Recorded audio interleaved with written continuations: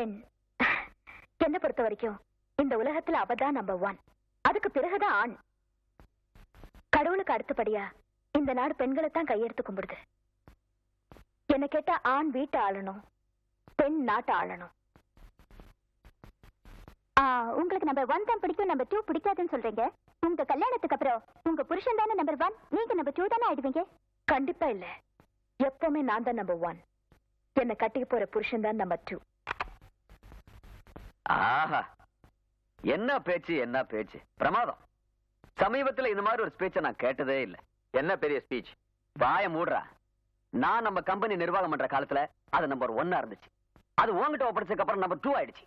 அந்த பொண்ணு அவ கம்பெனி நம்பர் 1 ஆவறதுக்கு என்ன காரணம் சொன்னா பாத்தியா? டாடி, நானும் என்னால முடிஞ்ச வரைக்கும் ட்ரை பண்ணிட்டு தான் இருக்கேன். முடியல. ஷட் அப்.